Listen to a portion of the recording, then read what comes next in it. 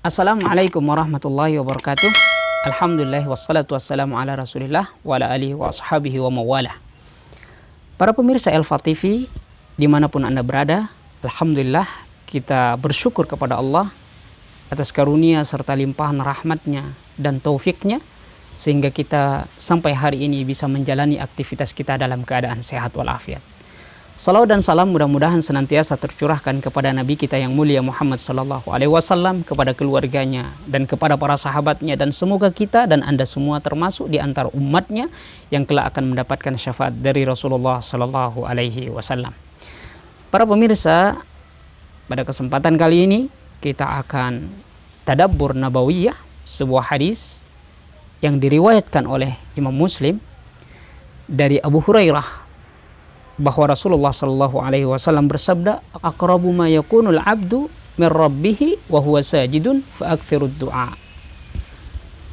Rasulullah sallallahu alaihi wasallam bersabda, sedekat-dekat seorang hamba dengan Rabbnya adalah ketika dia sedang sujud. Maka kata Nabi sallallahu alaihi wasallam, fa aktsirud du'a, perbanyaklah untuk berdoa. Kemudian hadis yang lain dari sahabat Abdullah bin Abbas bahwasanya Rasulullah sallallahu alaihi wasallam bersabda, fa ammas sujudu fajtahidu fid du'a. Adapun dalam keadaan sujud, maka bersemangatlah kalian di dalam berdoa. Bersungguh-sungguhlah kalian di dalam berdoa. Faqaminun ayyustajaba lakum, karena pantas doamu untuk dikabulkan pada waktu itu.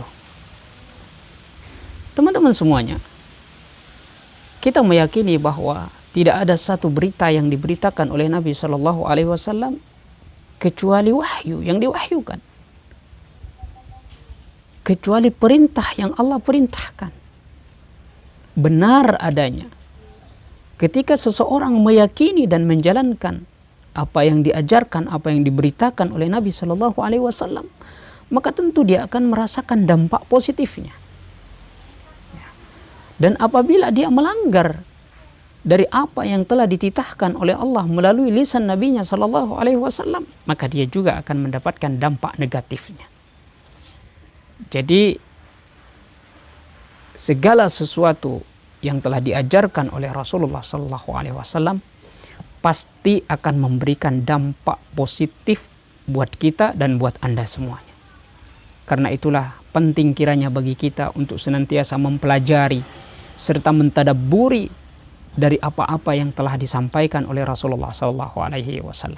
Dan pada kesempatan kali ini kita mentadabburi dua hadis yang diriwayatkan oleh Imam Muslim. Yang pertama dari sahabat Abu Hurairah dan yang kedua dari jalur sahabat Abdullah bin Abbas, yang dua-duanya menjelaskan kepada kita tentang keutamaan sujud.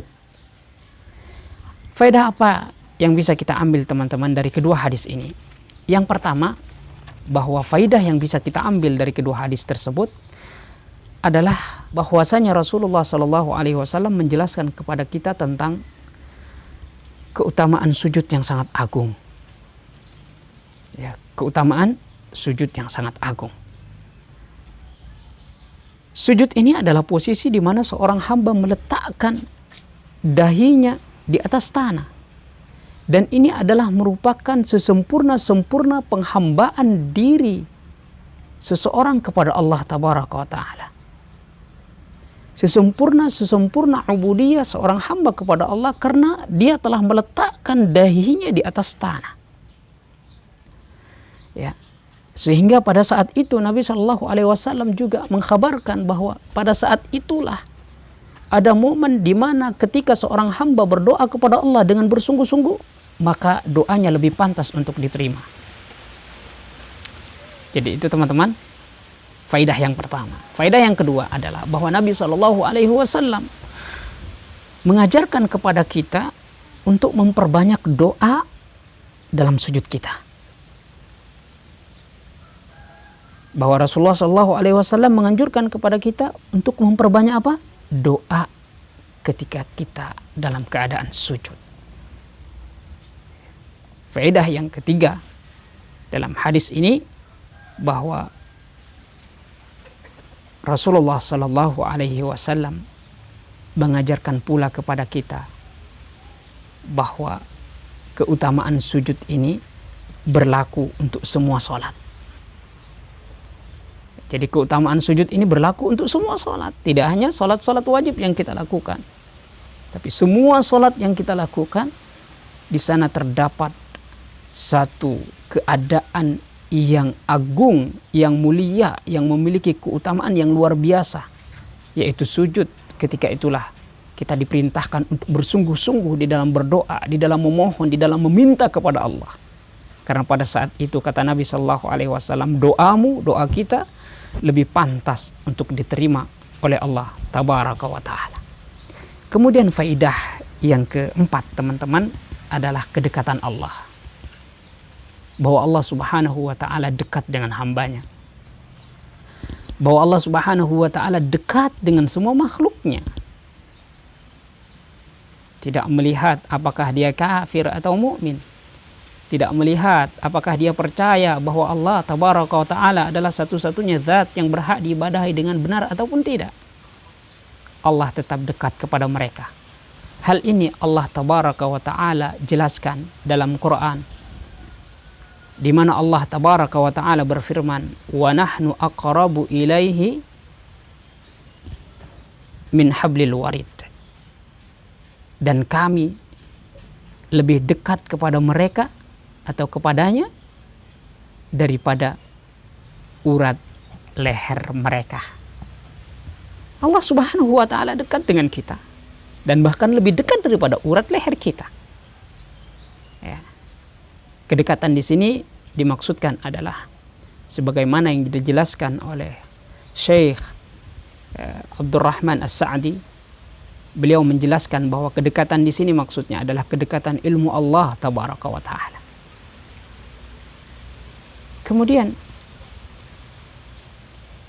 selanjutnya beliau juga membagi sifat kedekatan Allah ini menjadi dua keadaan, ya, atau menjadi dua sifat.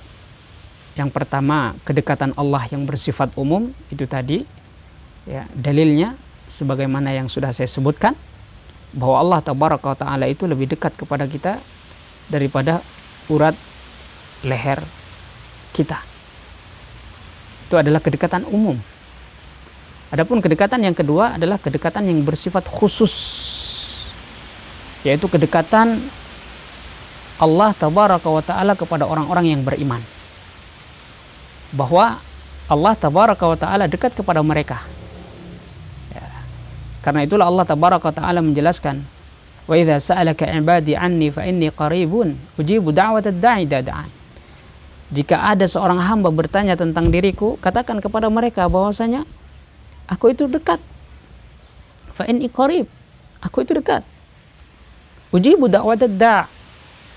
Aku itu mengabulkan doa orang-orang yang berdoa kepadaku.